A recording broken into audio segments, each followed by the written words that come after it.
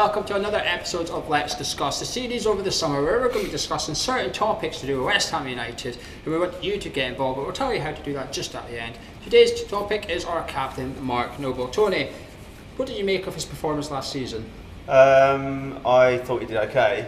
I just kind of really, I know there's a lot of discussion about whether or not he should be picked. It's a strange one really, because when he plays, he does kind of tend to gel the midfield together. I think he's not. I don't see him as an attacking player, to be honest, but we do seem to look a bit more solid when he's playing. I'm not a statistician. I didn't really do any homework as to what our results were when he played versus when he didn't play. I don't suppose you chaps know. We don't statistics. We don't do that sort of. We don't do that homework. All right, okay. So I'm on the bench with Noble. I really am. I like him. Were you disappointed with his performance overall as a season? Well, yes, compared to the previous season. I mean, he's knocking on the door for an England place, wasn't he, for the Euros? I think it's quite unlucky not to be picked for it. So yeah, I mean, last season it was a bit. It kind of ran parallel with the team, didn't it? Really. So whether or not that was Noble or whether or not that was, we had a lot of underperforming players last season, didn't we? He wasn't the only one. So was that indicative of the actual team issues, or was that just Noble? I'm not really quite sure.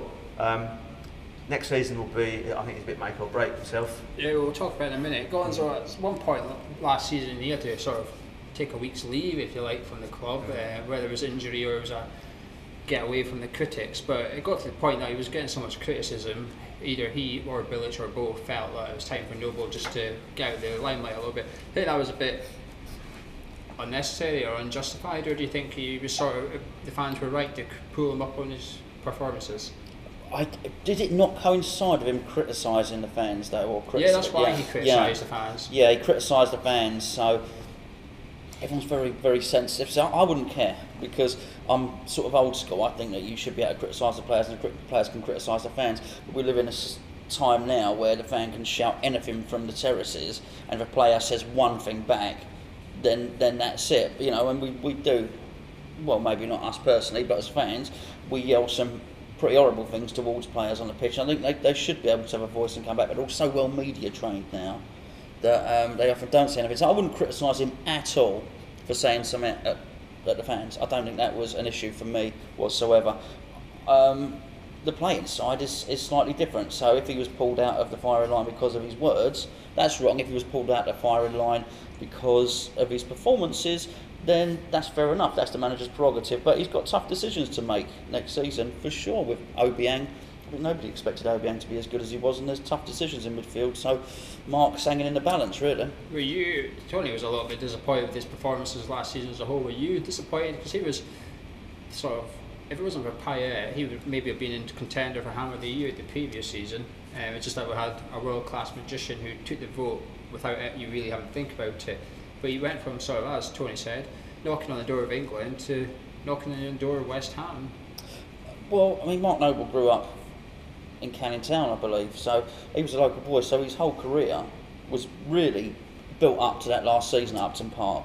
I think when he looks back on his career, that will be the season that he looks back on. Listen, great, if next year we turn into a fantastic, we win the Cup and Mark Noble lifts it, fair enough, but let's just assume that we're going to continue to be the West Ham we currently are and have been for quite a while. I think that will be Mark Noble's pivotal, important season of his career. I think we'll look back, and I don't think he's ever going to reach the highs of last season. I think a lot of people perhaps won't reach the highs of last season. Was I disappointed this season compared to last? I think everybody was, but as Tony said, I think the team mirrored Mark Noble. So I think all the team were down quite significantly, perhaps with the exception of Antonio, maybe Winston Reid, and as we say, Obiang. I think that the whole team, when you've got players like Aaron Cresswell, as good as he is, dipping performances in our first season in that stadium there, then of course Mark Noble and quite a few others followed suit. Do you think he's underrated by some of our fans, Tony? Obviously he got his critics, but when last season, I can't remember how long it was, but it was something like 800 days we went without winning, without Martin Noble, until we beat Burnley in the last game of the season. But every time he was missing last season, we either drew or lost. So yeah, about underrated. I would criticise at times. Maybe is that the same thing? I don't know. Maybe Underappreciated. Is that maybe underappreciated? the word Yeah, we rate his performances, but we just don't appreciate. Yeah. Well, the thing is with Noble though is he's not a player that he's not a player when you watch him. He's not a kind of visual player, is he? He's not. He's not fast, is he? He's not quick. He's a good passer of the ball. He always has been. He picks a sensible pass. Although the thing is, he seems to get dug out a lot for losing the ball. I've noticed that. Misplay. Giving the ball away.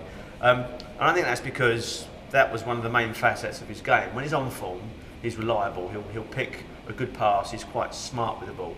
And quite a few times last season, he was giving the ball away. And I know there was a lot of moans and groans on Hammer's chat during the match threads about him giving the ball away. So I underappreciated. I don't know. I mean, it's a tough one, Noble. I'm so on the fence with him. I find it hard to form either a for or against opinion, really. So it's not like it does seem to sort of divide people's opinions. For next year, do we start with him? Is he worth a starting place? With the if Slav goes with the 3-5-2, if he ends the season, if he starts next season as he ended this season, I think it's behind Obiang as a starting lineup. Who plays alongside Obiang for you if everyone's fit today? Czech or Noble? That's a good question. I think Czech's just a little bit more athletic, a little bit more mobile. And this is another thing as well. I don't think we have to ask ourselves that question. Modern football it should be a squad issue.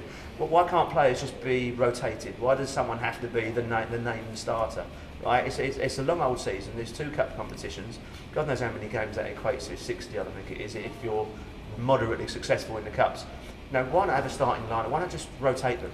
Yeah, a smart manager should be able to do that, right? Well, I think Tom's absolutely right on that because a different club, Liverpool, rumoured to be signing Salah from Roma.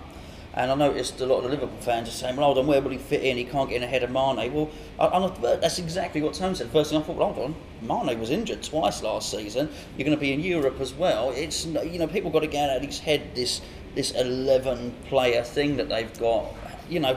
When you've got players like Antonio dropping out for large periods, when you look at our strikers, actually you look all round the team, Masuaku was injured for long periods, you're going to need a squad of at least 20 players that can play in that first team. Do you think he's now a scapegoat for a lot of games? I think we're cruel. I just think generally I was going to say football fans are cruel. I just think generally we are cruel. Because everything's instant. I mean, look what we're doing here. We're going to do a video that's going to go out. Do you not think Noble's name was the one that was probably the most frequently pulled out for having a poor game, needs to be dropped, etc.? I think it does, but I think you're right. I think you get extremes with Noble. I think you get what you just said, but I also think that you get praise ahead of where he should be. Those clamours for him to be in the England team, he wasn't better than the current England midfielders at that time. He certainly wasn't. It pains me to say it, but I mean, you look at players like Dele Alli and the like, and even to a certain extent Jordan Henderson, who I don't really like, but you struggle to start a Dyer at Tottenham. There's a lot you can actually make a case for there being 5 or 6 better midfielders for England than Mark Noble. Yet still, there was a clamour from us for him to be in there. So I think we go to extremes. We really praise him far higher than he needs to be, and we criticise him far more than we the whole West Ham born and bred has become a bit cliched. It's sort of like. Is that not why we should cling on to the likes of Mark Noble even more so? But to sort of continue Chris's point about it seems to be either over criticism or too much praise. Both of them seem to be as a result of this cliche. It's you've got half of the fans sort of praising him, and you've got the other half saying, "Oh, you're only praising him because he's a West Ham boy." If he wasn't a West Ham boy, he would have been out 6 weeks ago. But then on the other side, you've got them saying, well, you're having a go at him because it's like, you know, he's captain. You expect yeah, he's captain. 9 out of 10s. Exactly. Yeah. So yeah. So I think sometimes it's an advantage, sometimes it's a handicap with this whole West Ham heritage, Canning Town, born and bred. I do think it is important to have that identity at some part, at least in the squad, and I do think it's a huge. I certainly wouldn't be up for selling him, and I think sometimes, particularly when you have that big Tottenham game, you sort of wonder how much Mark Noble is geeing everyone up, saying, you know, particularly the new lads that have only been there this season from a foreign country, saying, come on lads, Tottenham Hotspur, this is big to the West Ham fans, we've got to beat these guys, you know, and I think there's always room for that, because we need as many links to the old West Ham as possible. Well, that brings me on to our last question before we start rounding this up. You've talked about the identity of West Ham, that's changing drastically. We all want to change identity if we were finishing the league, i.e. start moving up closer to Europe, etc. Is that where we're looking at Mark now and thinking your place is probably the one place which in a year's time we need to upgrade? If this summer, let's just say we start the right back and striker is centre midfield, i.e. Mark's position, is that the one we're looking at in a year's time thinking you're now the wrong age of prime? Yeah, I'd say, cruel as it sounds, let's say, fingers crossed, we have a really good season next season, and by hook or by crook we qualify into Europe and we actually get past Astra this time. If we actually make it into the group stage proper, that's a hell of a lot of extra games.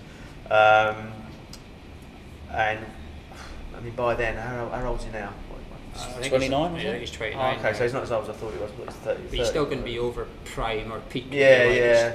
I mean, he's never been a pacey player anyway, has he? There's this times where he just looks knackered, and I don't know whether that's the way he plays or. I start rounding this up. I think he struggles on our pitch now. I think the pitch is too big. I know people say he can't use that as an excuse, but I think he's found struggling a little bit. What used to be 5 yards is now 8 yards, and that's a big bit of ground for a midfielder to pick up. Just to summarise, I think he's still got plenty to offer if our manager's smart in rotating and properly utilising the resources that he's got. So if he can build a system that people can come in and out of and actually change players around without it completely upsetting the balance of the squad, that's what, you know, Slav's on 65 grand a week, he should be able to do that, the way I see it. Yeah. So. Anything you would like to add, Gonzo? No. Good chat, and well worth talking about Mark Noble. Now we want you guys to get involved. Before you do that, if you enjoyed this chat, if you enjoyed this video, drop a like on it. Also comment below, but also, as well as that, get your phone out right now and record yourself for 60 seconds talking about Mark Noble. What's your thoughts on Mark Noble? And send it to gonzoamerschat@gmail.com. The email address is below, so record yourself for 60 seconds, fire it into that email address, and on our second channel, the link is below, on our second channel we'll have a video up which is your reaction, your shout on Mr. West Ham, Mr. Mark Noble as well. But drop a subscription if you haven't already. Stay tuned and we'll have loads more video over the summer. Thank you for watching.